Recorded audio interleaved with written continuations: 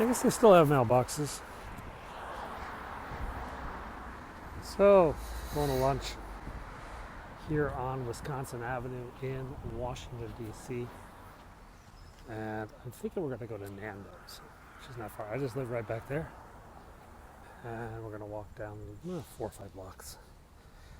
On this trip, you'll see pretty much nothing of interest. You will see Sidwell Friends School, which is where Chelsea Clinton and Barack Obama's kids went to school. That's the Washington Ballet. I'm all right. It's actually really nice today. It's like 74. That's like 24 Celsius, 23 Celsius. Is Washington, D.C. safe? It's not as safe as Hong Kong, but it's all right. I haven't had any problems. Nando's is peri-peri chicken, which is this spicy rotisserie chicken. It's a chain from England. It's everywhere in London. There is a Nando's on every block in London, and it's spread to the United States. It's pretty popular. It's a sit-down rotisserie. How long have I been in the States? At least another year. I've been here a year. I'll be here another year probably, and then the big decision. You were here 3 weeks ago. Oh, okay, you love DC. I love Hong Kong, but I live in DC. At least for now.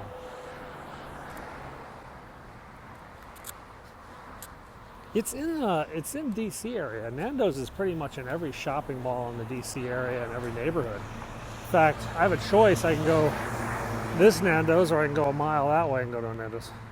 Surveillance cameras everywhere in DC?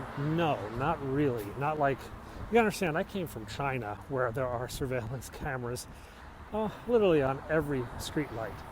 And DC is nothing in comparison. There are some of course, but nothing compared to China or even say cities like Chicago, which has thousands of cameras, and same with Baltimore. I consider living somewhere else other than Hong Kong or Washington, D.C. The problem is my kids. See, my kids attend a very prestigious school here in Washington, D.C. A school that, if they do well, they can pretty much write their own ticket. And, hey, I have to catch up. If we stay at this school, I mean, the world is their oyster, yeah?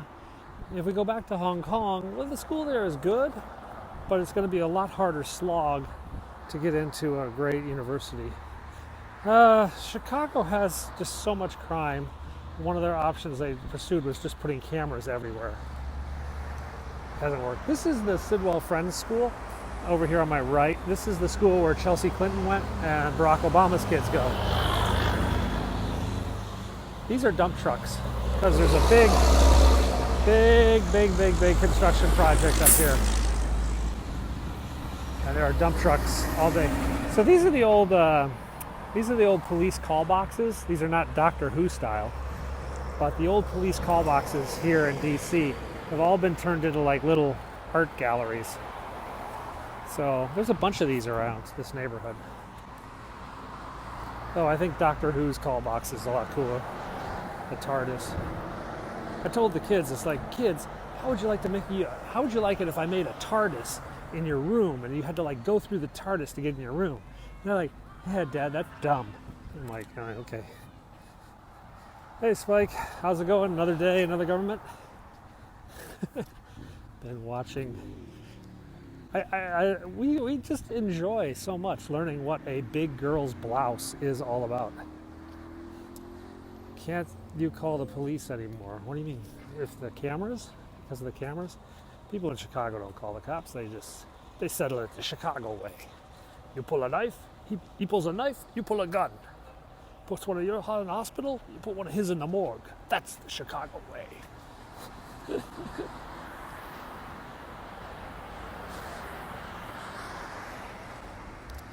It is crazy. Yeah, big girl's blouse, you chlorinated chicken.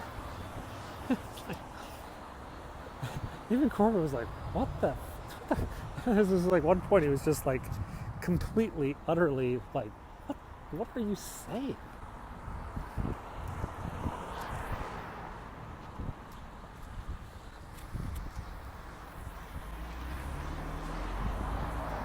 All right, let's cross the street here because there's this big construction going down here. Chicago has a higher crime rate than LA or New York. New York, this is going to surprise you, but New York's crime rate is actually low. For a time earlier, New York's crime rate the murder rate in New York is very low. Almost like London, which is kind of crazy. In fact, I think London, for a while, London had a higher murder rate. It's difficult because the way they count crimes in England is different than the way they count crimes here in the U.S. But I actually had to Google the Wikipedia entry on Big Girl's Blouse, and I saw a bunch of geriatrics like yelling at each other. Yeah, Big Girl's Blouse. So we're only about 2 blocks away. So this used to be Fannie Mae. Yeah, these are the guys that basically helped drive us into the financial crisis. And they've sold their offices and moved. Or Freddie Mac or Fannie Mae. I can't remember which one was this. And now that building is going to be surrounded by condominiums. Condominiums are flats, basically, for those in the UK. But they're flats, but they're privately owned flats. And they're going to put in a Wegmans grocery store, which for all the foodies and whatnot, a Wegmans is like, oh God, it's a Wegmans. You can get Maynard's wine gums and still be in the United States. Oh, it's so wonderful. I'm actually partial to wine gums. I actually found a guy who will send me, it's a website where I can order Walker's Crisp, salt and vinegar Walker's Crisp, and they will dispatch them to my house in America. So that is my project this afternoon, is to buy some potato chips from England. Because I seriously, and this is going to sound even worse, I actually miss some food from Marks and Spencer. Florida, the problem with Florida, I don't really know much about the crime rate in Florida. The problem in Florida has always been the education system. In some regards, some of the schools have ranked rather poorly. Italy is losing their government too. It's just, everybody's losing their governments right now. Italy, England, I was just reading some other places. Malaysia has an election. Salt and vinegar is awesome. Texas is great. Okay. I haven't been to Texas in a long time. In fact, the last time I was in Texas was on my way to Hong Kong, when I was moving to Hong Kong. And I flew to Texas, and then I went to the business class lounge because I had a business class ticket, swag. And I think I fell asleep in the lounge, and I missed my connecting flight to San Francisco. So I had to take another flight to San Francisco, and then pick up my flight from San Francisco to Hong Kong. Now, thank God, thank Christ, there is a direct flight from DC to Hong Kong. Woo-hoo. So it's just one gigantic 14 to 16 hour slog instead of several hops. I miss Hong Kong so much too. I mean, I really miss noodles. It has been a subject of much discussion in the Penguin 6 household. What's the best thing you like about Tallahassee, Florida? I have them. Isn't that where Florida State is? My dad was a Gator. Oh, here comes the fire trucks. You guys want excitement? Maybe we'll get a fire truck come by. And maybe he's going the other direction. I think he's going the other direction. Ah, drats. Gonna have some fun. You've only flown one time in your life. Oh my God, you gotta change that. Yeah, I had to say goodbye to all the old ladies at the noodle shop. A lot of other people miss me. The dim sum people, the satay people, the dumpling people, and all the women at the grocery store. Oh. Spike, we're looking at that soon. It depends a bit about our discussions, what we do next year. I mean, if we're going to move back to Asia, then why would we go visit, But I don't think that's likely. I am back in the U.S. for at least another year. You worry about it back. I used to travel so much and so regularly to the same place that I just kept clothes over there. So for a while I was doing business in Russia, and I just never had time, so I kept buying more and more clothes. I mean, I wear pretty much the same thing: khakis, polo shirt, underwear, socks, da da da. So, like, actually, the year we got married, I was working in Russia, and the wife came, and we, moving in our stuff together, and she's like, "Why do you have 67 pairs of underwear?" Just like, because it's cheaper to buy new underwear than it is to wash it in a hotel. And she's like, "That's ridiculous." And I'm like, I've been on the road a lot. I think God, that underwear lasted me like a decade.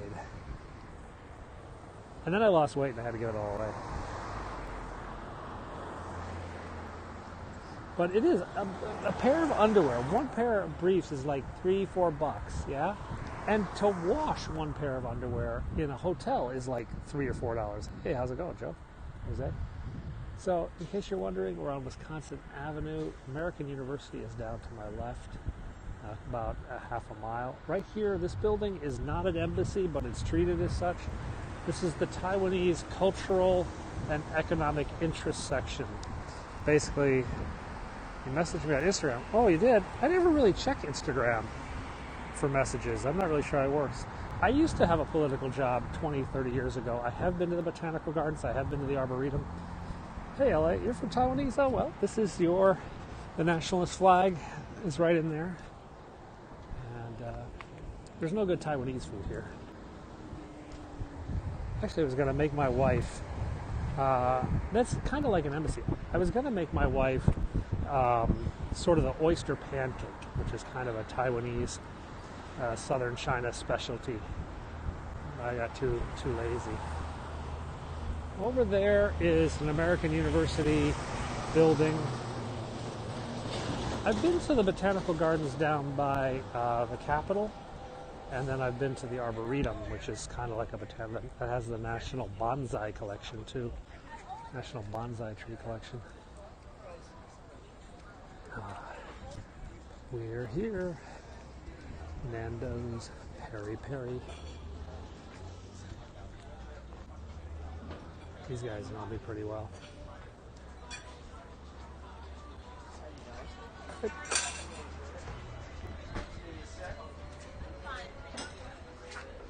I did my undergrad at Illinois. I went to law school at Notre Dame. Hey, how you doing? Just one outside? One outside? Yeah. 37 outside. Thanks. Hi, how you doing? Can I have the quarter chicken breast plain? Order fries and a soda. And I'm table 37 today. Latino 7. Choose the option across. Your receipt. I don't know. We'll bring your food out to you once it's ready, okay? Same weight. There we go. Thank you. Thank you. I am an attorney. I just don't practice law because I would probably go insane and kill everyone. Oh, what to drink today? So this is a 100 flavors soda machine, and you can order. So we can get like all these different flavors of Diet Coke. Yeah, it's self-serve soda. I work occasionally. In fact, I'm going on a trip to Europe in a couple weeks. So yeah, we can. This is like a. You guys have seen these before. But many in Europe don't see this thing. A CIA agent who puts his life out publicly on Instagram and whatnot.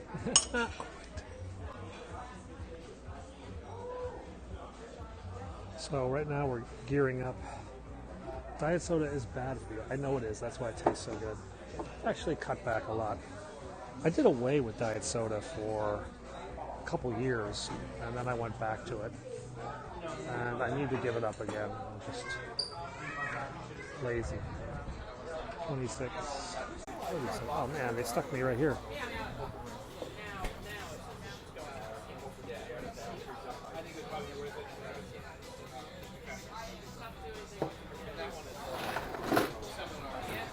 Okay, guys. Jose, I used to actually work in the U.S. Capitol, and I used to give tours to people from our congressional district. I used to give my own private tour called the Blood and Guts Tour of Washington. And I showed you all the spots in the U.S. Capitol where people had been beaten or shot. And there was some, back in the old days, there was some rather salty characters.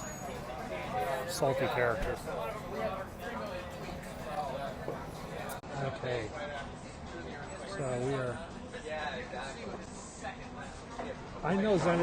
I haven't changed my profile from Hong Kong, and there's actually a reason for that.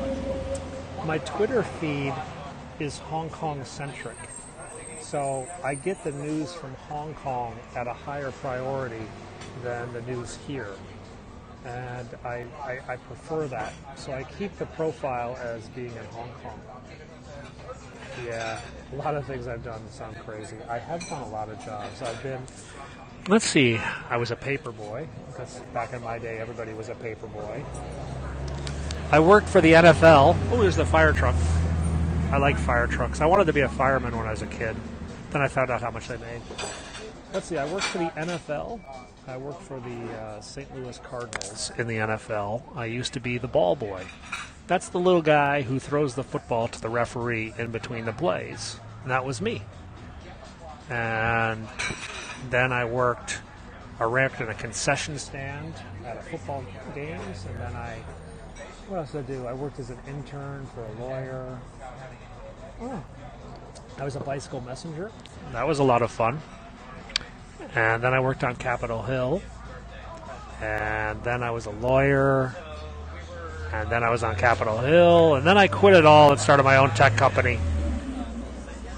How do you keep the stamina steady? At this point in time, I'm not really doing much. I'm not moving. I'm just sort of sitting here focusing on a Heinz ketchup. But the other thing is that, see, I'm kind of an old dude, and us old guys, we're really pretty suave.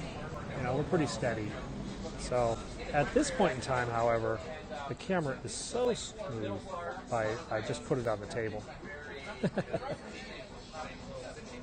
Here's a slide. Heinz ketchup. It was like, so a mate of mine got a buddy of mine from high school. He's now 52 or whatever. He got in a fight in a bar the other day, and he won. And he won so the guy squared up against him, and he just kicked the guy in the nads and then hit him with a beer bottle on the head. And then he said to the kid, "Hey, first rule of fighting, old guys don't fight fair." It's like, okay. Have I ever sued anyone? No. I did go to the Cardinal games at Busch Stadium. I walked around a lot at Busch Stadium. I knew a lot of the little nooks and crannies down in the locker room. So we have movement. Yeah, great. Thank you. We have chicken. Lunch has arrived. Best advice on starting your own company is be ready for all hell. Be ready for everything to go absolutely insane. Now, the real advice would be find a client who pays you and do everything possible to keep that client. I did get the plane. Criminal law. I'm not a criminal law lawyer. I didn't get the rice. You have to understand, we're an Asian household, so there's rice in my house pretty much every day of the week. So I come out, I didn't really want to get rice.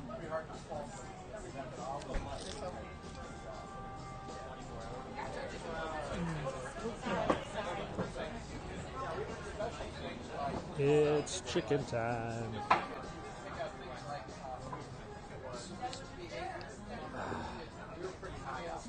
Oh man, it's really hot. Really freaking hot.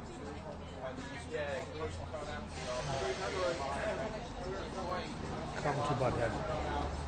So I tweeted yesterday, this woman in Australia was suing her neighbors because she's vegan and she didn't like them cooking barbecue in her backyard and the smoke wafting into her house.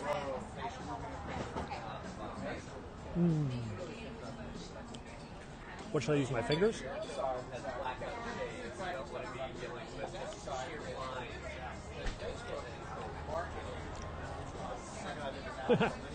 I can't. I'm not a Florida lawyer.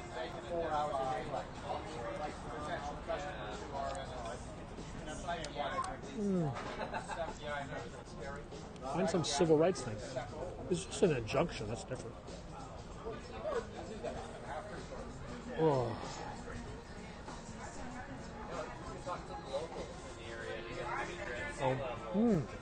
It's really juicy today. Oh, yeah. Oh, so good. Oops. So good. Yeah, phone. Hang on.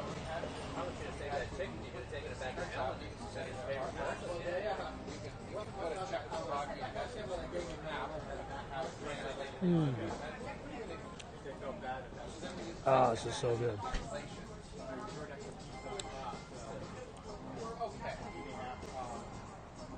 Oh, that secret island. That was Johnston Atoll.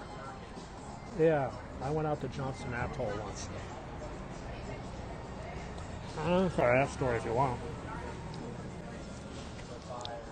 I can't represent anyone in Florida. I'm not a Florida. You have to be a lawyer registered in Florida. And unfortunately, I am not a Florida lawyer. Lawyers are only licensed to be in one state. I'm an Illinois lawyer. And God forbid anyone would hire me to represent them.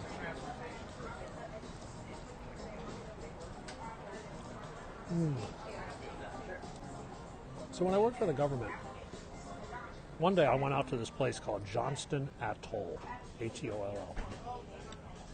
You guys can Google it if you want. It's one of the most isolated places on the planet. It's 700 miles from any other human beings. Regret getting a law degree. No, but no, I'm fine. The thing about law, the thing I didn't understand about law, is that a law degree is really a vocational degree. Don't get a law degree unless you want to practice law. It's like getting an auto mechanic license to be a nurse, you know. But I don't like all either. I mean, it opened a lot of doors for me, but I don't really use what I learned as a lawyer. But being a lawyer gives you, like, credibility with other people. You go say something, oh, this is just some guy with a college degree. Oh, this is a lawyer. And you're like, oh, there you go, this too.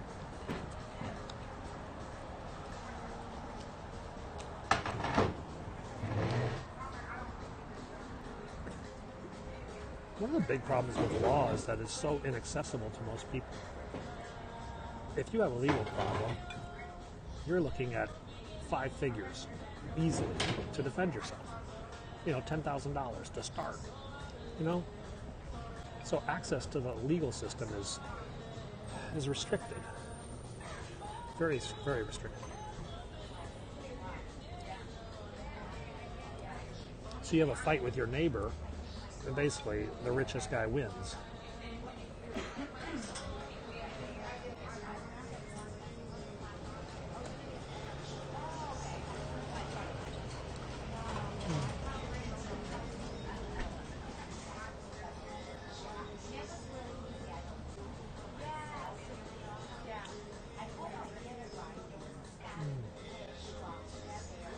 So much chicken.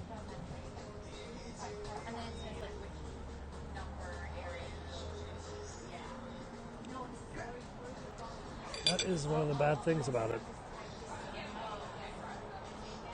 And you don't need a lawyer for a lot of things. I mean, you shouldn't need a lawyer to write a will.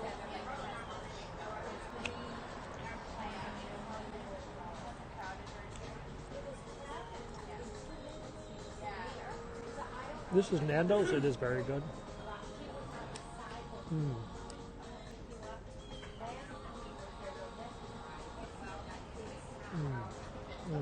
It's also very, yes, peri peri chicken.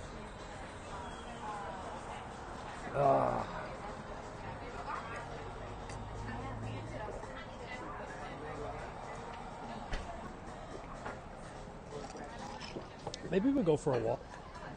And why be a lawyer? Well, in some jobs, like the job I was in working for the government, being a lawyer made a difference. You know, it was something that could double your pay. So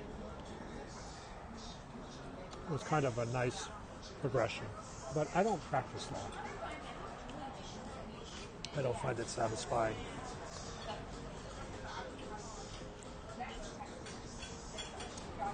All right, should we go for a hike? What do you guys think? I'm done with my lunch.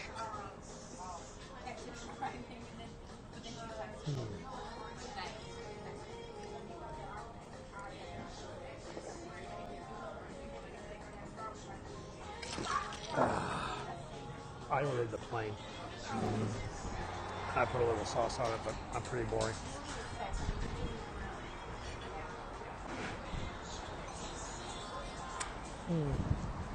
That's pretty good.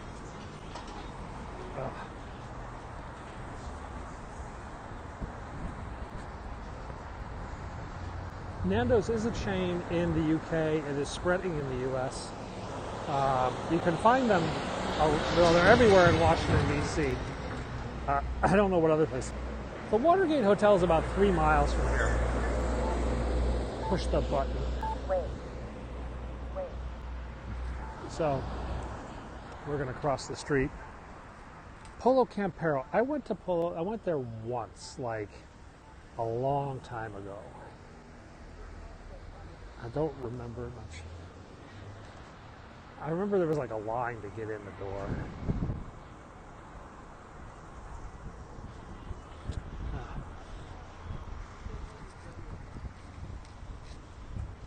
Okay. So let's go hike in the woods, yeah?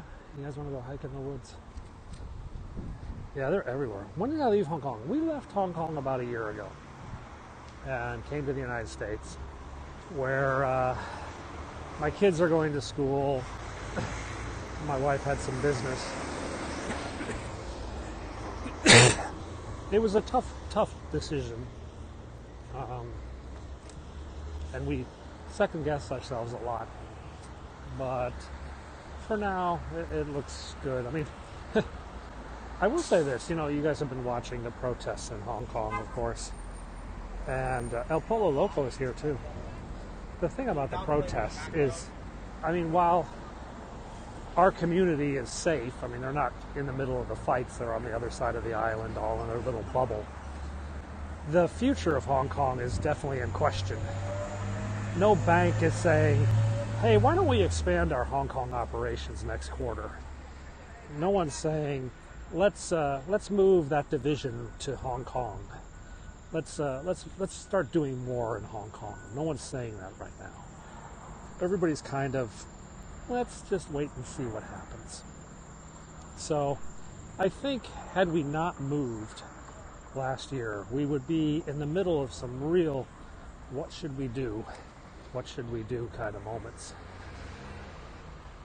I do tech stuff. I do tech projects for different organizations and groups and people. They hire me to solve problems for them.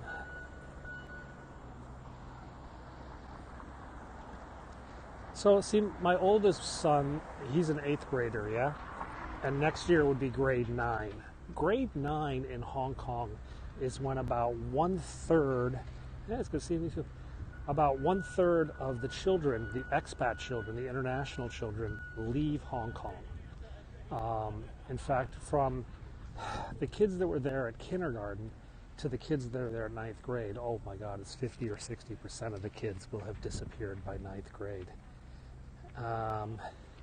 Because they go back to boarding school in England or schools in the United States. Okay, there's a big ass deer right here. Frickin' Bambi is just standing right over here. My kids are not in boarding school, but a lot of kids, in fact, a lot of my son's classmates are on, boarding school this year or next year. Deer, Bambi.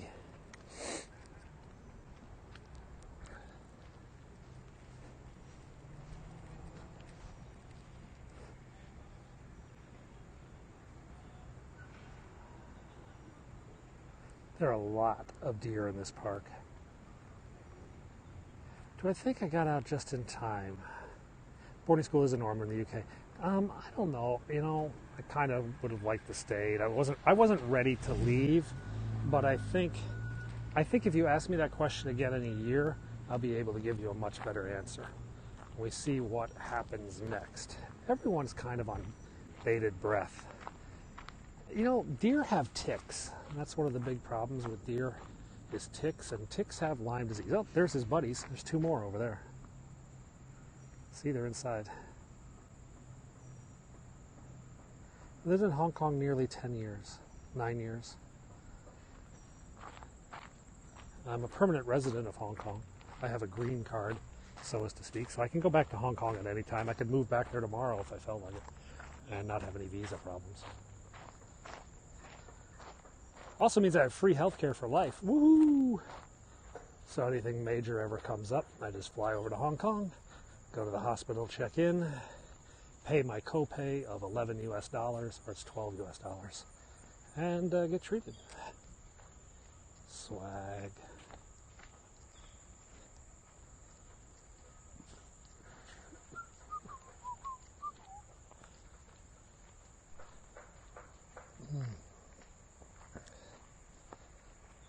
No. The UK has, yeah. NHS. Is that another deer? There's actually a buck back here. He's got like a lot of points, and he's a little scary because he can like get defensive. A ticket to Hong Kong is like $600 round trip. Yeah, I'm not kidding. $600 US round trip to Hong Kong is very common from major airports. Doctors in Hong Kong are mostly trained in England or Australia. They speak English. They practice Western medicine. They're not as fluffy as American doctors. They won't be like, oh, how's your golf game? You have a good time at the school bazaar? They're like, what's wrong with you? What do you need? Okay, next.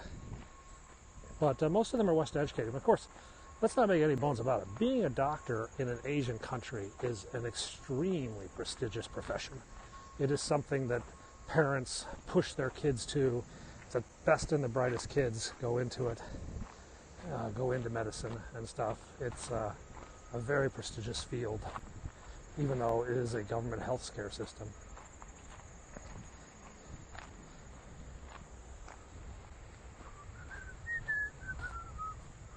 Oof. So now we're in the jungle. In fact, right over there behind those towers are for NBC News. But just next to those towers is the Department of Homeland Security headquarters. The main office of DHS is right on the other side of this park. This is going to be a long walk. I think I'm going to take this all the way down to Georgetown. It's a couple miles. So we're going to go for our 10,000 step hike through this park. It's actually a pretty pleasant day. It's a good day to go for a walk. I don't have to be home until about 3:30. That's when the kids are out of school. I'll pick them up, take them to. Yeah, I think they probably do earn more. But so I have a relative who graduated from Stanford Med School just recently, a couple years ago. And her tuition was $105,000 a year, or was it 110? That's $105,000 a year, and that's tuition, boarding, and then the special medical school fees and all that. So it's basically $100,000 a year. She graduated, and now she's doing her residency or internship or whatever, and she's making essentially, I think, 45, maybe 50,000 US dollars per year, which works out to about $15 an hour given her schedule. And she'll do that for 3 or 4 years, and then she'll do a residency, which she'll make a bit more, but not like kill her. And then maybe she should go into private practice in about 7 to 10 years. And then she can start charging whatever she wants. I think the first thing they say in med school is, if you're here for the money, go back and leave right now. Just go. Just go. There are a lot of foreign doctors in the United States where they've taken advantage of lower cost medical schools. And for them, coming over here is a huge pay raise and a lifestyle raise too, you know. Same in China. Like in mainland China, doctors can get assaulted by patients. You know, I gave you money, you didn't save her, die, boom, boom, boom. You know, it's just like, well, you know, she had her arms and legs cut off by a train. I'm sorry. Doesn't matter, save her. NYU, New York University, just announced last year that they're giving free tuition to all medical students, which is a really nice thing. I wish more schools would use their endowments for things like that. I always remark that my lawyer's office is always a lot cleaner than my doctor's office. Isn't that strange? But it's true, you know. I go to my doctor's office and it's nice and it's okay. I go to my lawyer's office and it's like out of frickin' Architectural Digest magazine, you know. It's like pristine. It's like, this is wrong.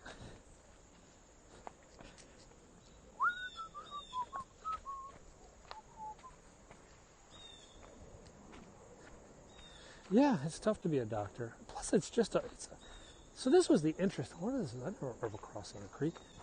So this was the interesting thing my relative told me about med school. She said probably 75% of the med students see a therapist or a counselor or something like that regularly. And I was like, bull crap. She's like, no, it's easily 75%. And then she said, probably 50%, 40 to 50% of med students are on medication. I'm like, what? Yeah. And I said, why? And she's like, well, they're all overachievers, and there's depression, and there's imposter syndrome. It's like, imagine you're a med student, yeah? You've gone through undergraduate, and you're pretty much one of the smartest kids in your entire university. You go to medical school, and within the first month, you are making decisions that will affect someone's life or their death, and you realize how little you know about medicine, how totally and completely overwhelmed you are. And she's like, it is just horrendous, you know, to suddenly be in these places where life and death decisions are made, and you're just like, I don't actually know what to do, but I'm the smartest person in the room. What the, you know. So it's eye-opening for a lot of kids, a lot of people. Interesting to know, when I went to the graduation at Stanford, I think the majority of the students were female. There were more females than there were males at Stanford. And actually quite a few, whatever they call it today, minority, people of color or whatever. I was never a big guy. I was never really into blood or anything. I didn't really want to do a doctor. Can you hear the people sing the song of angry men?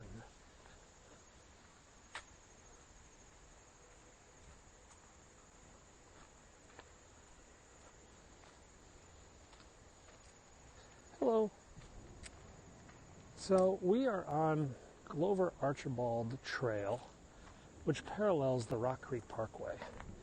And this runs from the northwest DC all the way down into Georgetown, which is about, I'd say, another mile or two down this path.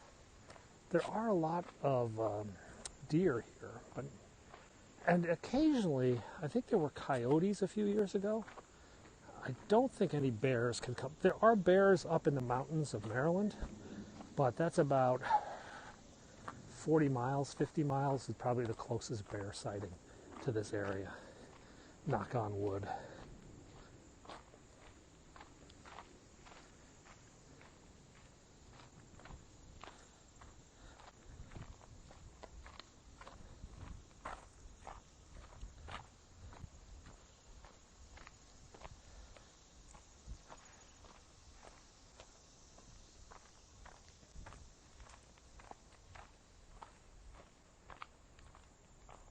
coming to a clearing soon, and we'll have to make a choice.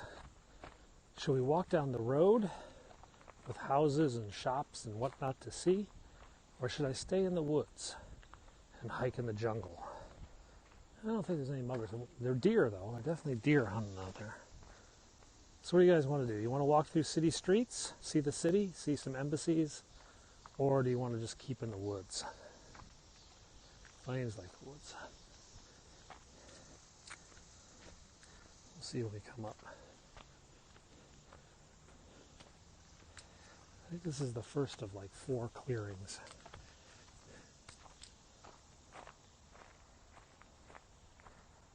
Rambo would run through here. Well, the X-Files probably took place in here. Like real X-Files. See the city streets. Because we're coming up to Massachusetts Avenue. Yeah, the signal's pretty good right here. But when we go down Wisconsin, we're going to go past the Russian embassy. And then the signal will crap out.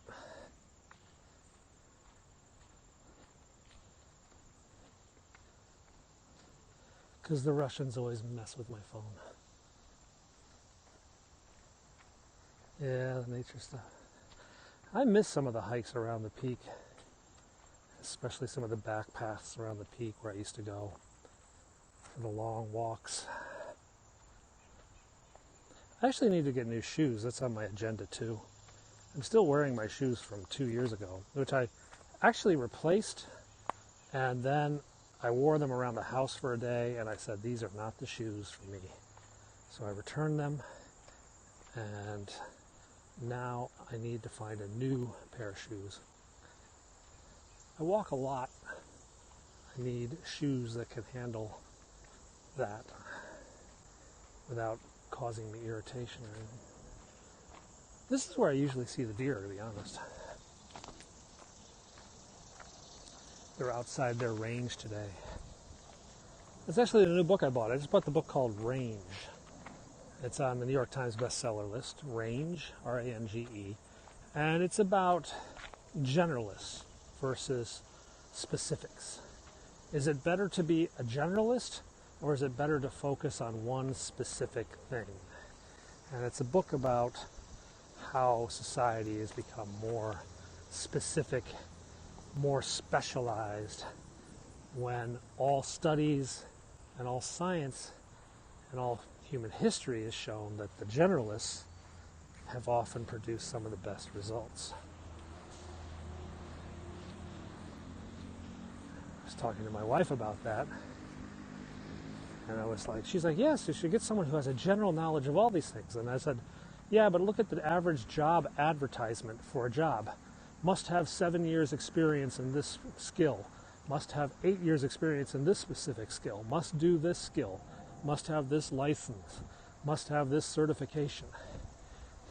Nowhere is it to say, be an interesting all-around person. No, it doesn't say that. No job ads say that. So I'm like,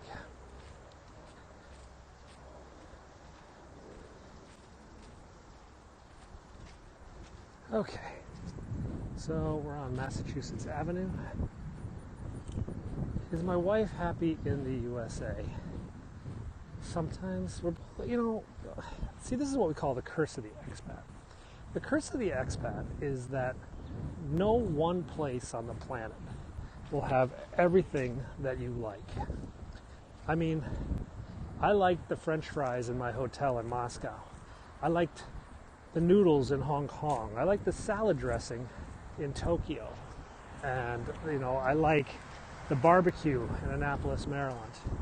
And I like this about that place and this about that place. And the more places you visit, the more things that you start to like but can't have all the time. Because, well, the world is just too big. Yeah? I miss Barker Road, yeah.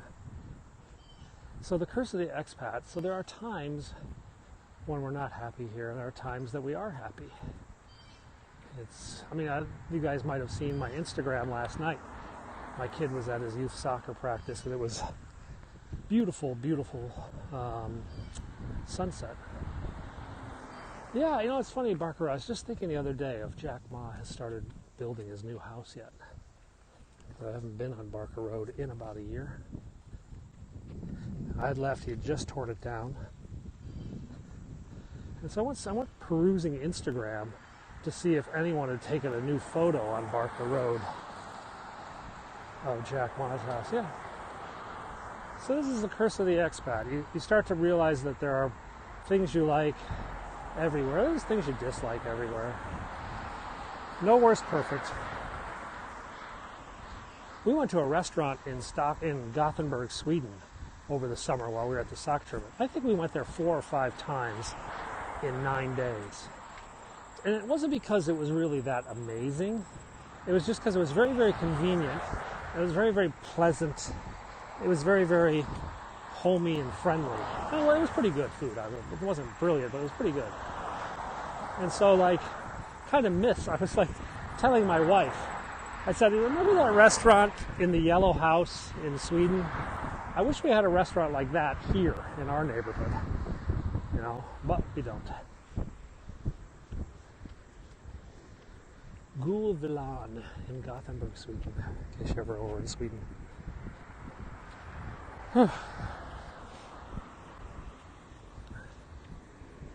Alrighty.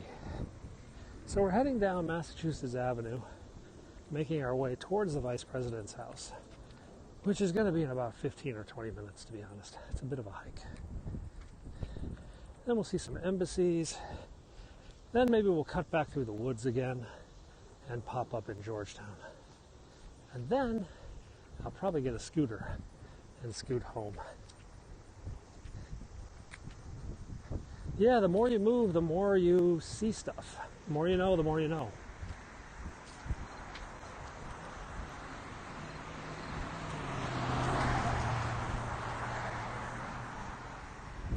I remember that when I was a little kid, about 7 years old.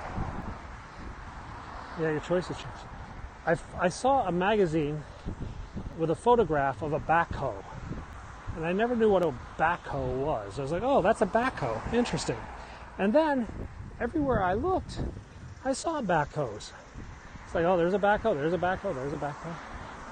It's like the more you know, the more you know. Before, I just was like, what's that? What's that? Oh, it's a long night, thank God.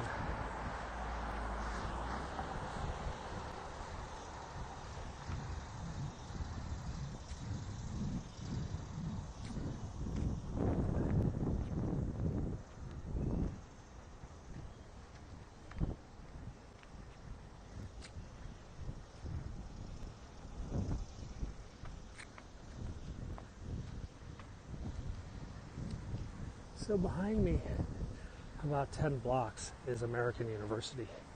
So there are some students walking around in this area, making their way up to campus. There's a lot of Ubers going up this road. There's even some buses going to the campus.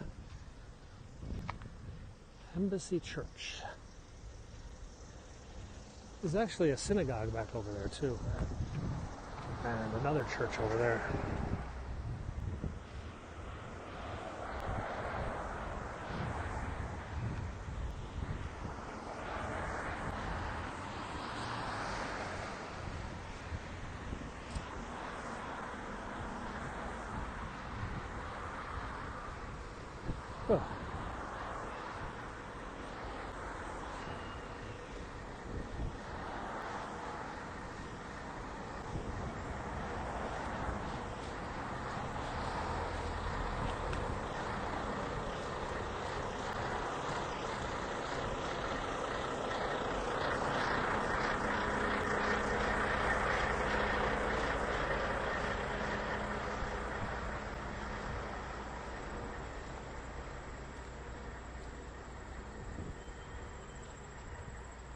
Oh.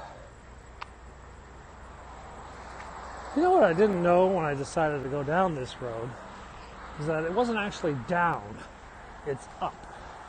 So this has been a rather annoying uphill hike for since I got out of the woods, basically. and then slowly and gradually going uphill. Annoying.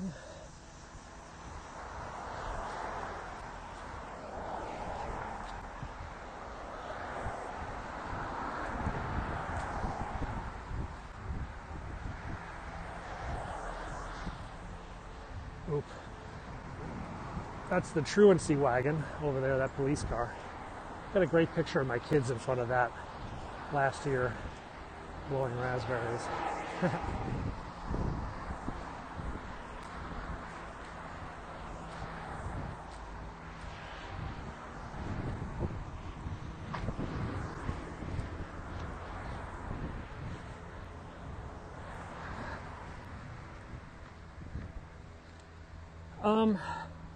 Where? There? That's paving slabs. There's slabs.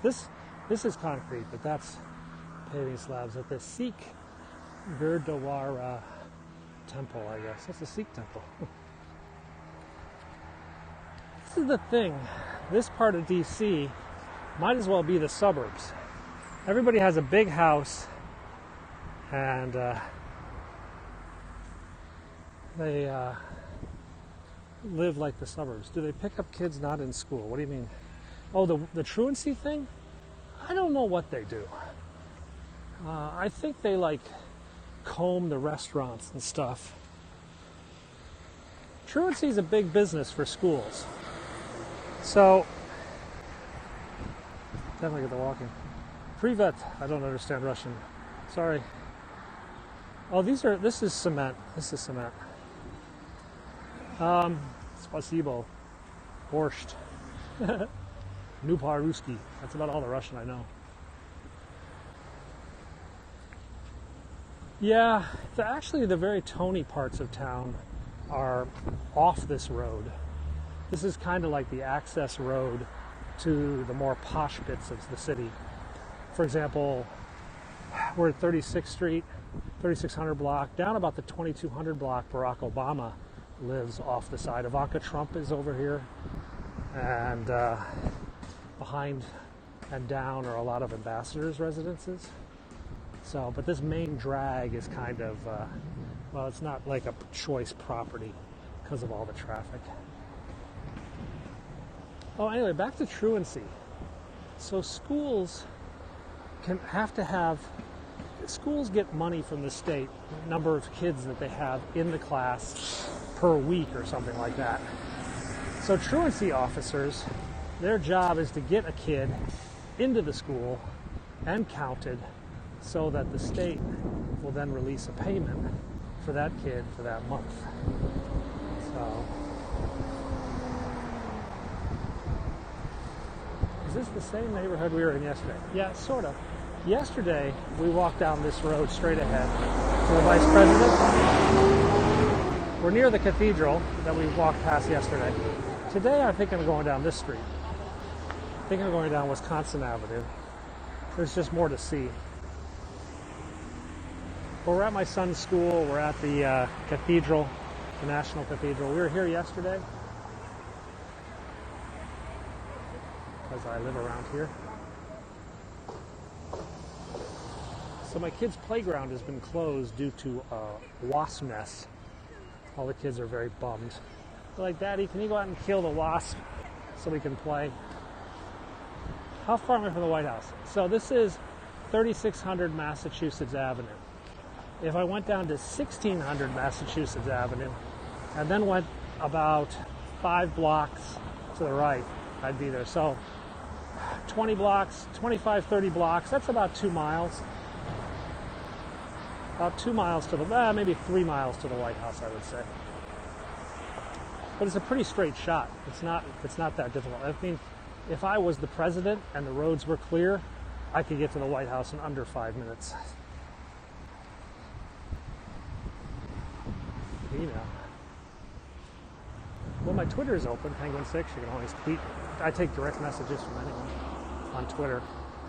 Someone mentioned Instagram. I didn't know Instagram had a messaging. I have to check that.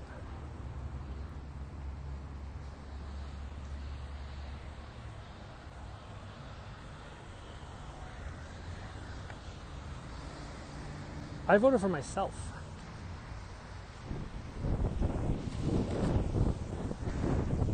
I was in Hong Kong last election. I was actually on Barker Road, now that you guys are mentioning that. We were walking around Barker Road, and you guys were giving me election updates as I was walking around the Hong Kong's tallest mountain, Hong Kong Island's tallest mountain.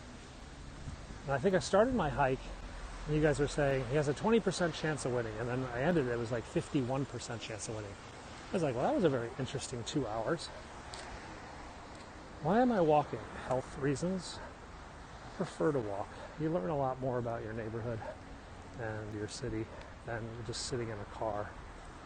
Sitting in a car is just awful. Just hate it. I do still ride those electric scooters. In fact, if I can get my step count to where I want to be by the time I get to Georgetown, I will probably scooter home. But I won't be able to. I only have one phone today, and I need 2 phones. You learn who your neighbors are. You learn about little alleys, little shortcuts. You learn about what places are under construction, what places are for sale. You drop into restaurants. You learn where the homeless guys are hanging out. You can see if there's like, something on the street you shouldn't see. You just learn more. You're more close to the streets. Yeah, it's very interesting. So I think cops who walk a street beat, a foot beat, actually probably have a better feel than cops who are in police cars. You know? They go around, they talk to people, they see people. I mean, I see the same people every day sometimes when I go for my walks. I miss sushi trains, so one person can't make a difference. Depends what you're trying to make a difference in. One person can make a tremendous difference in one other person's life. Some people, that's enough.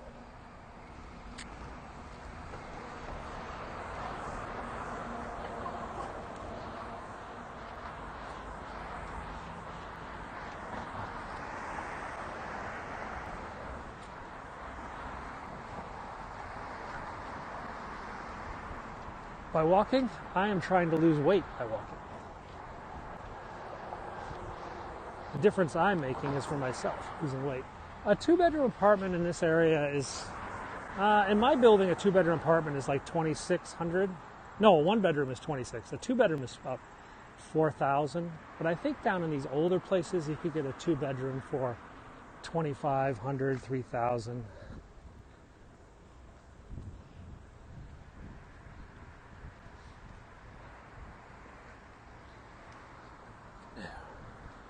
Never met a dragon.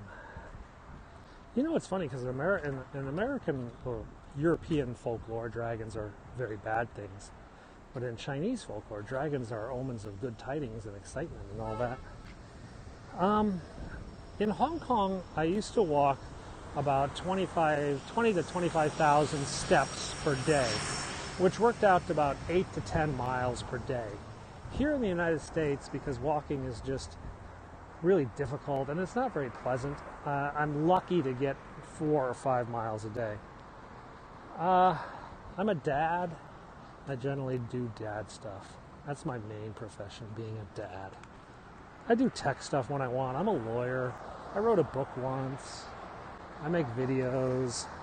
I just do what I want. Play video games.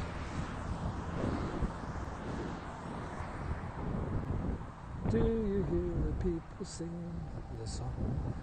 What's the average? I don't even know what my money is. It's enough to afford to send my kids to the school they go to. Oh, that's the Russian embassy, by the way. And live in this nice neighborhood and travel internationally and whatnot. Yeah, there's always a dragon or a lion dance in front of all the new stores in Hong Kong opening up. It's kind of cool. Try to be. Ugh.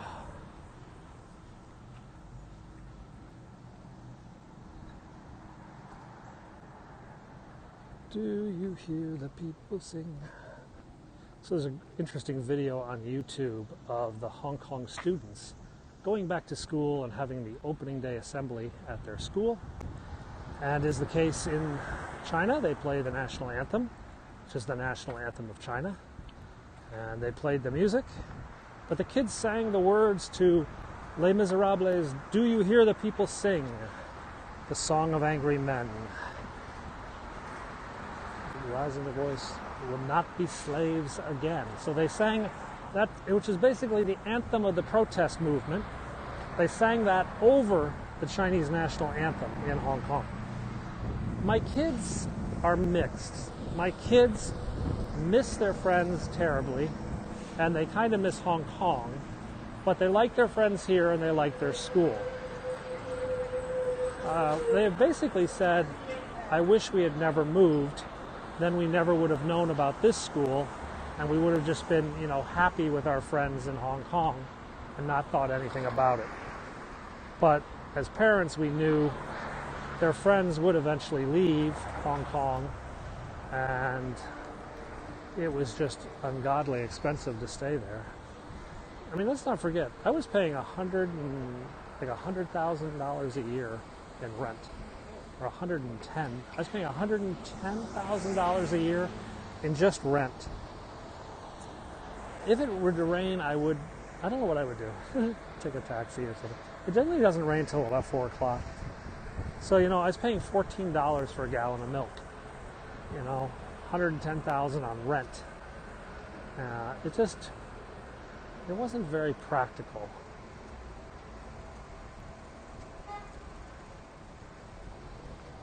Yeah.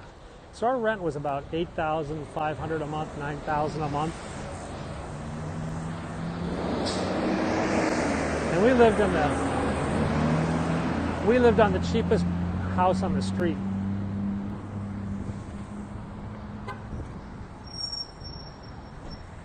The cheapest apartment on the street. And that was $8,000 a month. US dollars, yes. The average family in my son's international school in Hong Kong was paying about $11,500 per month in rent, 11.5. His good friend family was spending 33,000 US a month on rent, 33 grand per month. And there were several of his classmates whose families were spending 50 to 60,000 US dollars per month on rent.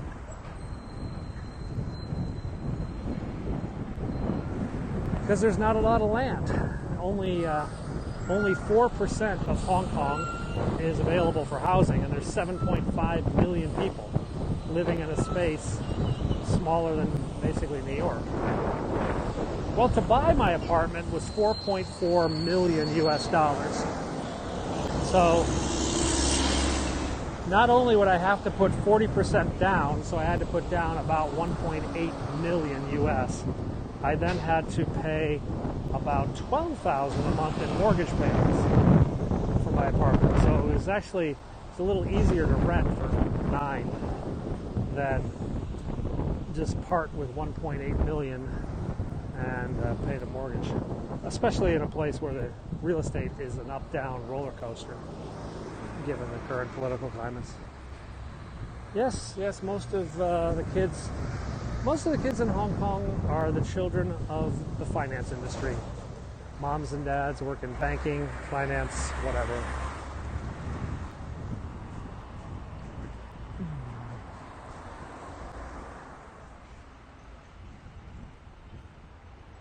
You have to give it back after 70 years to the state, right? You're just buying a lease for the apartment.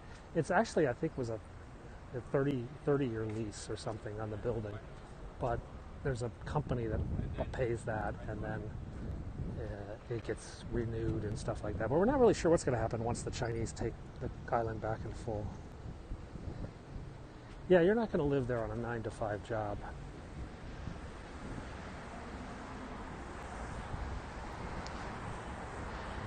It's a Vietnamese place. This is a haircut place. This is a pizza place. And this is a strip joint filled with strippers.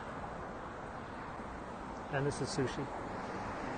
And next to the sushi is the back door to the vice president's house. That's the vice president's house. He has a secret back door exit to the strip club. Should he ever want to go to Good Guys without being seen, he can just come up the back. Nice big wooden doors, probably bulletproof. Now the Russian embassy is just up the street, so if you want to find some drunk Russians, That's where you go.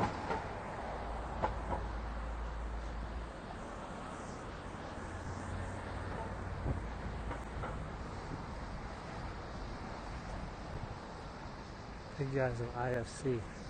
There's some big Russians. That's a well-known club. Back in the days of the Cold War, the Russians used to go in there and they'd be followed by the FBI guys. And you'd drive by there and there'd be all these FBI cars out in front of it because they were waiting. They were the tails that were following the Russians. There's a good book called Spy versus Spy by a Newsweek reporter named Kessler. And it details all the espionage locations in Washington, D.C. And Good Guys is featured rather prominently. I have never actually been in that strip joint, not that specific one. But I hear it's good chicken wings. So over there is a place called Sweet Green, and that was a local Georgetown graduate started that place. And now it's it's like $1 billion company. It's like healthy food. So Sweet Green is a new chain spreading around the East Coast. They've already got offices in New York and other places. And its valuation is $1 billion. And over here on the left is the Chinese visa and consulate. Not the embassy, but the visa services. So whenever I need to get a new China visa. Now you saw a fight in the IFC. Oh, cool. Have I been to Sweet Green? No. I wanted to go, but I looked at the menu and it just seemed really pretentious. And I was just like, all I'm going to get is like rice and some protein or something. I might as well just go to Chipotle and get that. It's not as pretentious. But I'll probably try it eventually.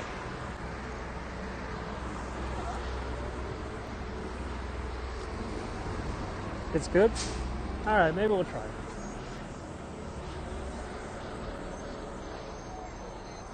There's a couple of them. There's this one and then there's one down there. Actually, I think the original location in Georgetown closed. I'm not sure. There's somebody on a scooter. So these are rental scooters. They cost $1 to rent and then 15 cents or 15 to 25 cents per minute. And you scan your phone and take it, and then you just ride off and dump it wherever you want to finish.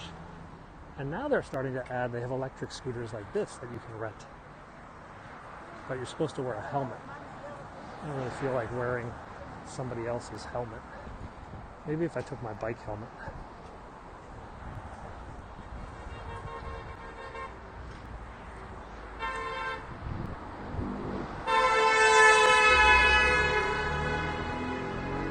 That dude's got issues.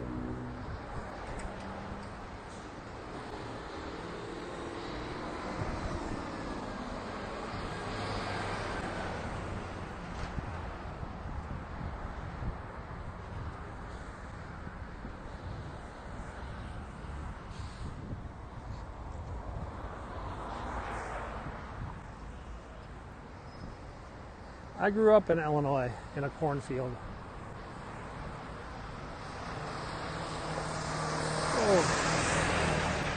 So, porta potties are actually a huge business.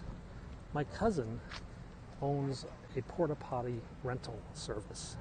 Yeah, a porta potty rental. And I think you guys are all probably like, oh, that's disgusting. Yeah. Ugh. All right, my cousin is a millionaire a couple times over.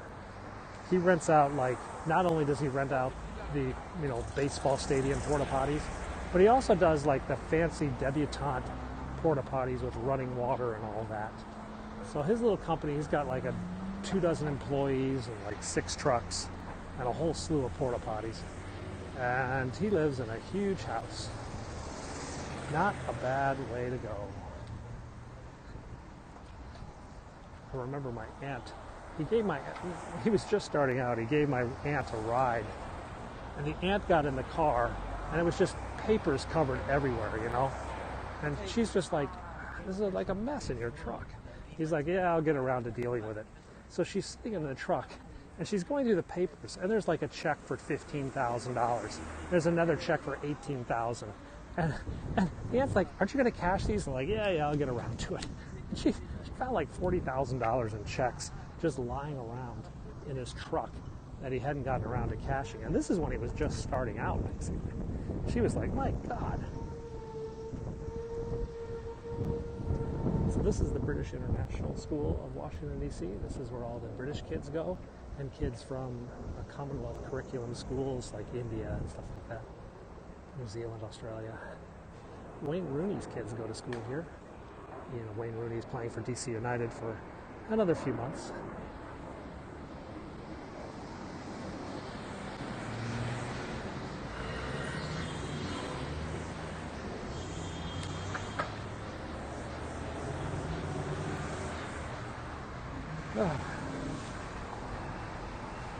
Yeah, we're almost into Georgetown. In fact, I think most people would say this next green light is kind of the start of Georgetown. And then we'll go down the main drag. We did go to Nando's already. There's no Nando's in Georgetown.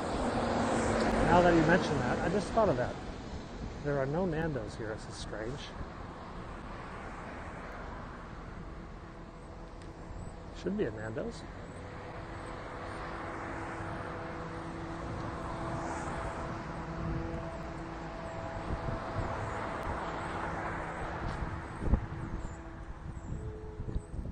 These are the rental scooters. So you can rent those too. Those are the new ones. They're electric. Yeah, we had peri peri chicken. And of course those lovely French fries with that paprika. That's what it is. Paprika fries. Is there no Nando's in California? No, maybe we should Google and see. Privet.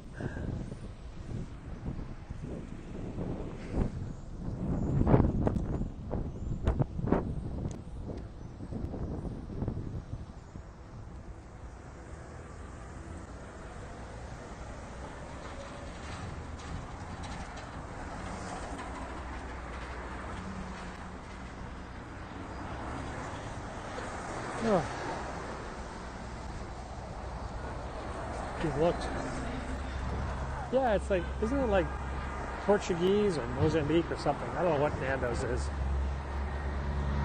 Portuguese, South Africa. It's a South African company, I think, that exported its way over to London.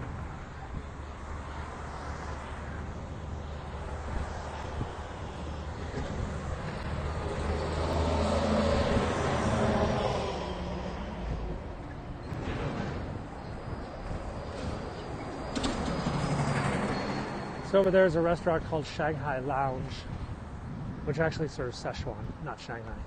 Shanghainese food, as we've discovered. They're like, oh, we just took the name because Americans didn't know any different. I'm like, okay. There's actually a lot of French places in this next couple blocks. There's a French wine bar, there's a French bakery over here.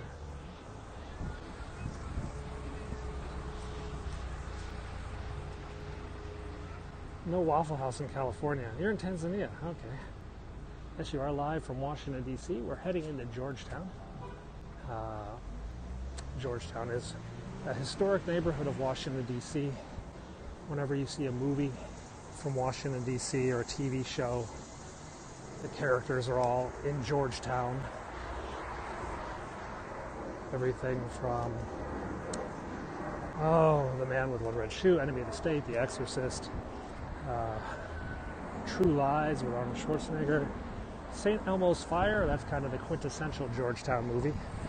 I miss Hong Kong every single day. There was a nice, that French place back there is one. And there's actually, what's the macaroon place from Paris? You know, kind of the famous one that's now turned into a chain. There's one of those down here. The one from Champs-Élysées, I think. Laudry or something? I want to say Laudry or something like that. That's down here. Maybe. Yeah, Laudry. Do you follow Deserted in Paris on Instagram? That is a must-follow Instagram account if you like desserts. Deserted in Paris. No, Pop. So, Deserted in Paris is this pastry chef who takes a photograph of some of the most unique and amazing desserts he finds in France every day. And he does it what's usually he matches the dessert to his shoes. So the color of a dessert always matches the color of his shoes. So Deserted in Paris. It's definitely worth checking out on Instagram, especially if you like French desserts. It's kind of a fun Instagram account to follow.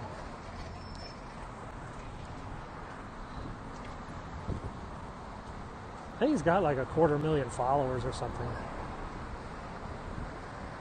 I think it's Deserted, yeah. I think it's all one word. Just Google Deserted in Paris or something, you'll find it. And then just take a look at his pictures and you'll be like, oh, it really does match his shoes. I thought it was 2 S's, I'm not sure. I do get hamburgers with my kids in Hong Kong a lot. We occasionally get hamburgers here, but we kind of shy away from them. Actually, I was going to take my kids. My kids have not been to Panda Express yet.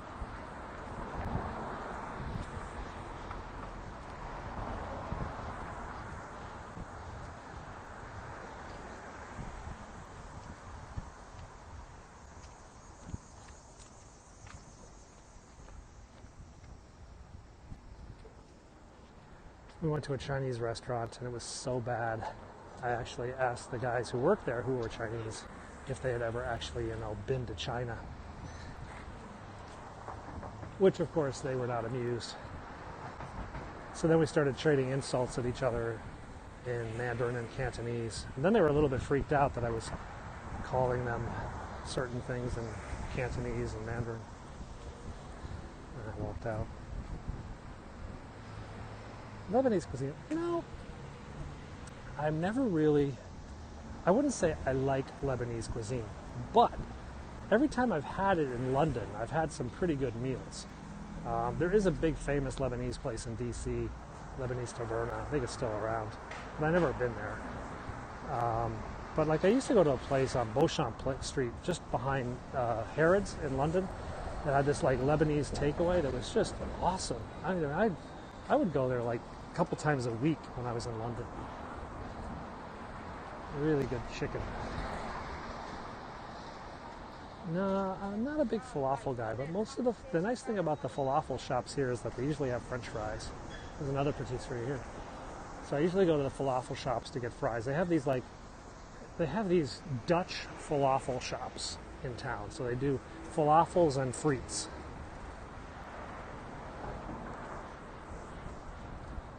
A friend of mine is from Beirut. Well, she's not been there in many years, though. I think actually she's Jordanian. Yeah, heard that. We actually just walked past the Palestinian National Authority's embassy, but the Trump administration revoked their diplomatic recognition and closed their offices. So there's a building back there that still flies the Palestinian flag, but is unoccupied.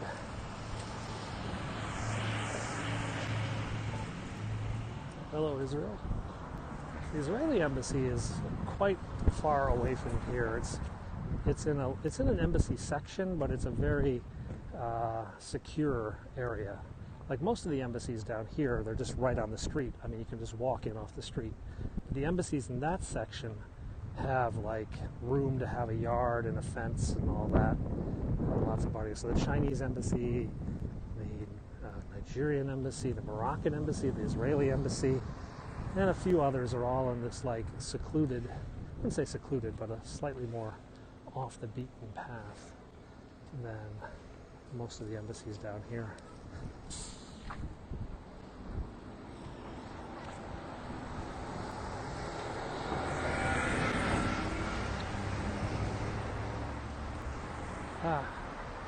Now we're into the real Georgetown.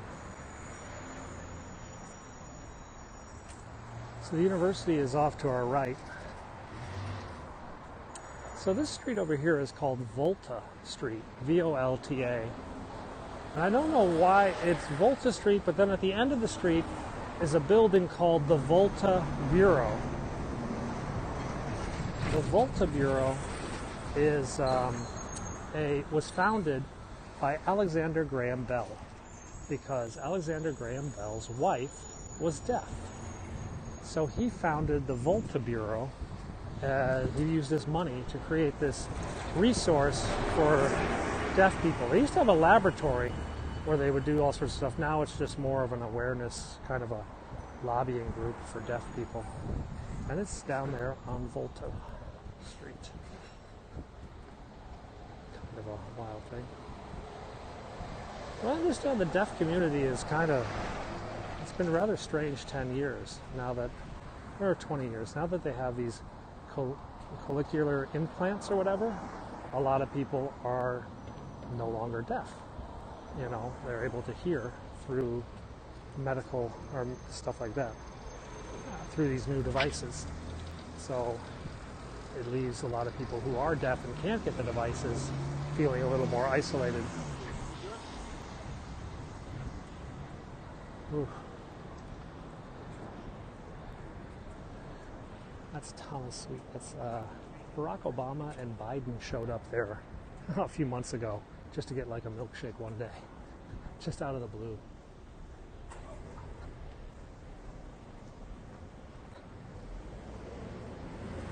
Now down here is one of the old cobblestone streets.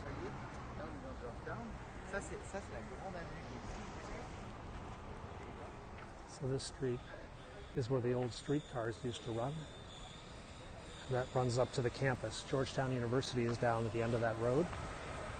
A lot of antique shops here in Georgetown, art shops. Very historic. Georgetown predated Washington, D.C.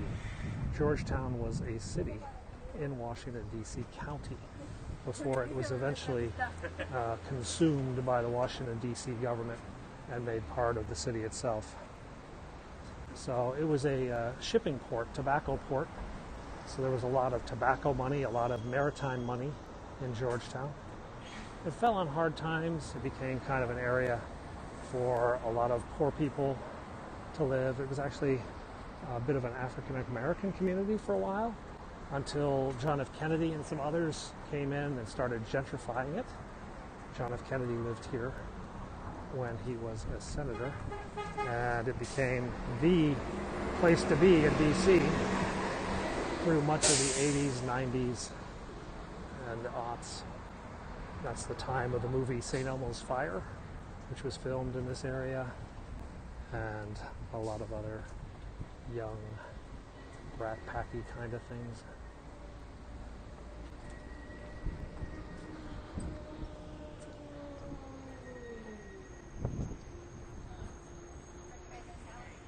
There's a big old bus coming.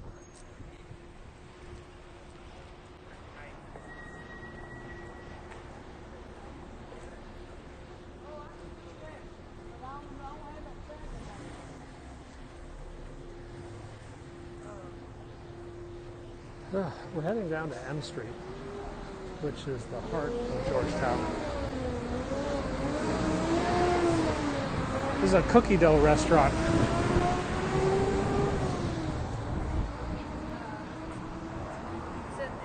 They just sell cookie dough.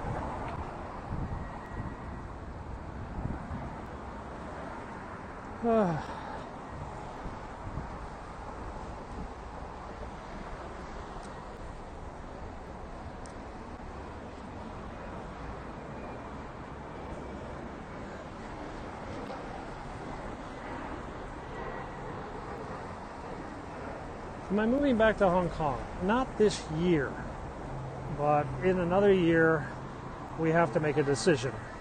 To be honest, we have to make a decision a hell of a lot earlier than that. We have to look at the schooling situation and other stuff. If our kids are going to go back to Hong Kong, they have to take an entrance exam for the Hong Kong school. They have to apply. They have to do all of that, which we're not sure what to do about that.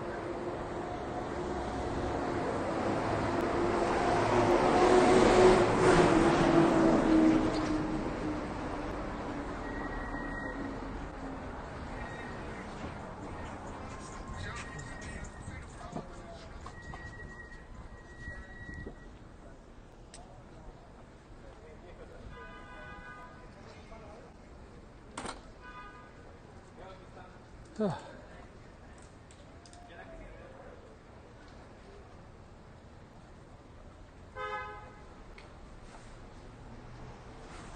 Apple Store is down here on the left. We're of course concerned about what's going on in Hong Kong. It's just at this point there's no answer right now. It's still ongoing, so it's difficult to make any decisions or whatnot. We have to see what comes over the next few months.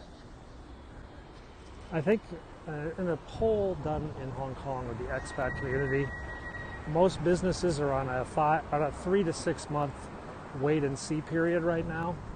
Nobody's putting in new business to Hong Kong, but whether or not they retrench or pull their people out, that's a decision in the next 3 to 6 months. So everyone's kind of watching what goes on.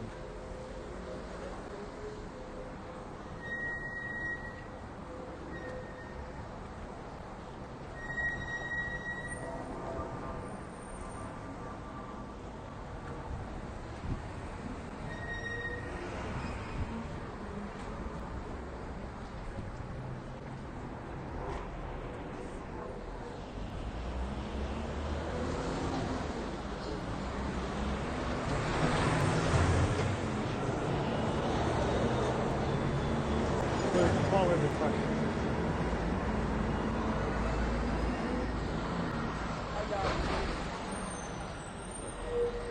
Alrighty, we're right in the heart of Georgetown.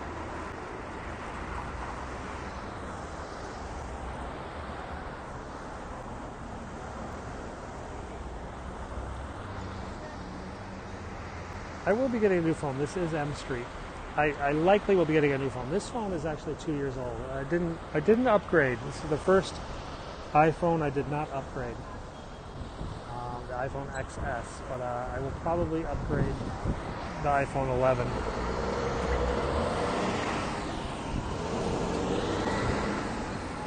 I think it's coming out, what, in a couple weeks?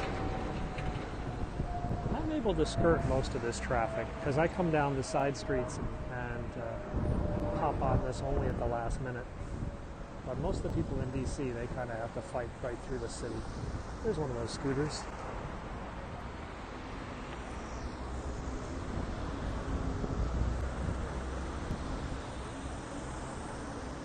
Oh. Speaking of scooters, I should go get one. Here we go, got our light.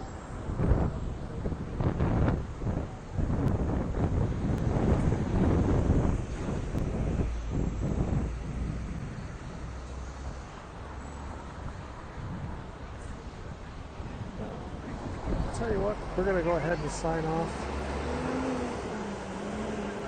Weather today is beautiful. It's like 76, 77. It's like 25 Celsius. Anyway, guys, thanks for following me on this walk. I'm going to go get some snack and then make my way home on a scooter. I'll catch you next time.